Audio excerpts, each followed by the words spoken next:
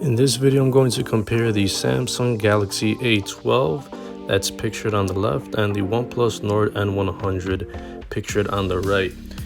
Both of these devices are great low price options and have similar specs and are really comparable devices. Let's take a deeper look and see which one is better. So both of these devices are 4G LTE devices. They are not 5G, but it's perfectly fine at this price point. You can get both of these devices at $170 if you get them unlocked brand new, full price.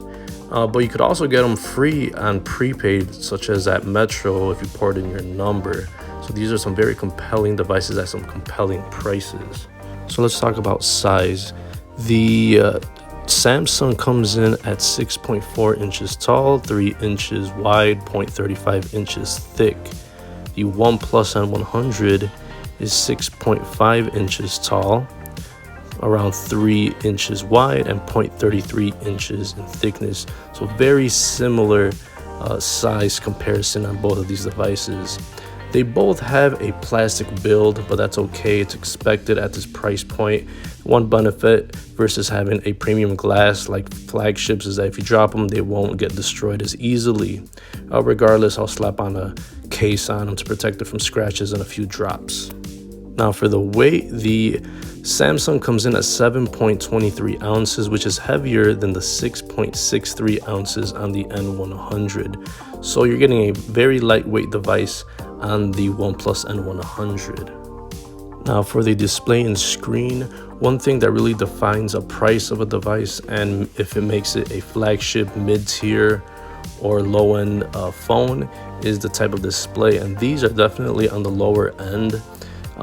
They have a 720 display that's HD. That's not full HD in 1080p like other devices, or even higher resolution on flagships. They are both 720 displays, and they are both around 6.5 inches in size. So very similar type of displays here, but both of them will be okay and average and make most people happy, especially the people that just want a budget device at a good price.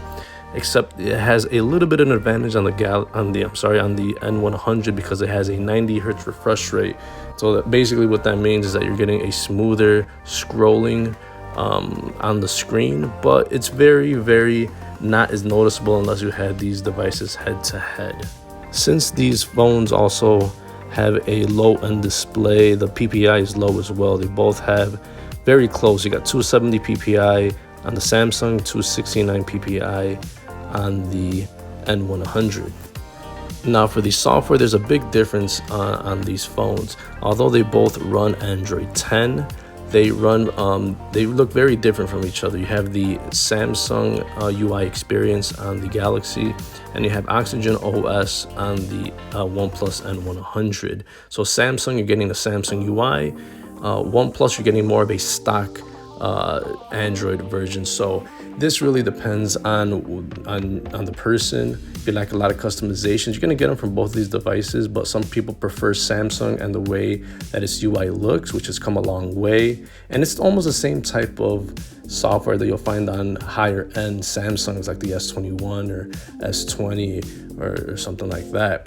The N100 software is basically going to be closer to Pixel phones. So both are good versions of Android, but you know, you're going to have people that prefer one or the other. Since these are lower end devices, more budget devices, chances are slim that either of these devices will get a update in software. I would lean more towards the Samsung, maybe because Samsung has been the king of updates lately on Android, while the N100 supposedly is only going to get one update, but that's yet to be seen. For the chipset, both of these have different chipsets. The Samsung has the MediaTek P35, while you get a Qualcomm Snapdragon 460 in the OnePlus N100. So the MediaTek is more of a lower end processor, while the Qualcomm Snapdragon, although is a more well-known brand, it is a lower end version of a Snapdragon. if you were to use these phones side by side, you would definitely not see much of a difference in your day-to-day activities, such as calling, texting, voice chatting, or video calling, watching YouTube, watching Netflix, sending messages on WhatsApp, emails, browsing, Twitter, anything like that we do on a day-to-day basis. You're not going to see a lot of difference in speed, and both of these chipsets on these phones should perform very well for average people such as myself. Along with those average chipsets, you're also going to get 4 gigs of RAM, which is actually pretty good for these devices. These should be okay for most people running several apps in the background without closing, but you're not going to get too many apps in the background, such as flagships with like 8 gigs or 12 gigs of RAM. But for most people, this amount of RAM paired with that chipset should be a very good experience. Both of these phones, when it comes to storage, are on equal footing as well. They both start off at 64 gigs, which at this price point is pretty good. And it gets even better with the fact that both of these support micro SD card slots. So storage is not an issue on these devices. You can expand it very cheaply. And for most people, they shouldn't run out of storage trying to download all their games, their apps, movies and pictures and music and all that stuff. So it's not a problem. Now for the camera setup, you have a quad camera setup on the Samsung A12. You have a 48 megapixel main shooter, 5 megapixel ultra wide, 2 megapixel macro, 2 megapixel depth camera. The OnePlus N100 has a triple camera setup. Has a 13 megapixel wide main camera, 2 megapixel macro, 2 megapixel depth.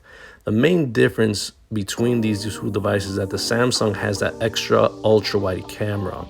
So for a lot of people, that may make a difference if you're trying to get in a landscape shot and you want to fit in a lot of stuff in your picture. That 123 degrees is very, very wide. It's very, very nice. Me personally, I would choose the camera on the Samsung Galaxy A12, but for the average person, these are definitely going to be good. It's not going to be flagship quality. Like most people, including myself, we're not professional photographers, and we're not going to take the best pictures even with a flagship. So if you have a steady hand and you have the right lighting, you should be very happy with both of these camera phones on these devices. And but I have to roll with the Samsung. Both of these phones also shoot video up to 1080p, which at this price point is perfectly acceptable. It would be nice if it had 4K, but I think most people will be very happy with 1080p. Now for the selfie camera, these devices are dead. They're dead together at 8 megapixels each, and both shoot at 1080p. So there's not going to be that much difference in selfie camera quality. Both of these phones support the headphone jack, which is a very nice addition. It's a feature that's not found on flagships nowadays. And if you like to plug in your headphones, plug in your mic or your aux cord to listen to music in your car, you'll be very happy with both of these devices. If you use a lot of Bluetooth enabled devices, you'll be happy with both of these phones running Bluetooth 5.0. It'll connect your wearables such as your smartwatch, your smart band, your wireless headphones, your speakers, all that good stuff. Both of these phones are going to run them very, very well. Both of these have the USB Type-C port, which is the very standard Android charging port. Same port that's found on other devices such as laptops and tablets and iPads and Macs and Chromebooks. Both of these phones have a fingerprint sensor to unlock the device. Although they're different, the Samsung has a side-mounted fingerprint reader, while the OnePlus N100 has a rear-mounted fingerprint reader. Both of these are very reliable ways of unlocking your device. These aren't the fancy in-display fingerprint readers found on more expensive devices, but they get the job done. Last but not least, the battery. I'm happy to report that both of these devices have beefy, massive batteries. They both have a 5,000 milliamp battery. So both of these devices, paired with the lower resolution screens and the lower average performing chipset, these phones will rock all day. And I mean all day. especially since these aren't 5G devices either. The battery will last a long time. If you manage to need a charge during the day, they are both equipped with fast charging. You get 15 watts on the Samsung, you got 18 watts on the OnePlus. But regardless, paired with that battery, this battery is not an issue on either of these devices. It's a big win for if you get either of these. So what are my thoughts after reading the specs and comparing these low-end phones side by side? Well, both of these will be great devices, especially at this price point. You get big batteries on both. You get very nice features such as a headphone jack, such as a micro SD card. You get internal 64 gigs of storage as the base model. But there are differences, and I'm going to say that the Samsung wins in the camera department. It has a very nice camera setup, and it has that extra ultra wide camera. So the camera system is better on the Samsung. The software, it's up to individuals and their preferences, but you get a nice Samsung experience that's found. It was very close to the higher end Samsungs with Samsung UI. But if you like that Google Pixel stock Android experience, the N100 has that. Another thing about the N100 that I like and it's offered is the 90 Hz refresh rate. So if you care about super silky smooth scrolling, you have that option in there that's not found on lower end or free phones.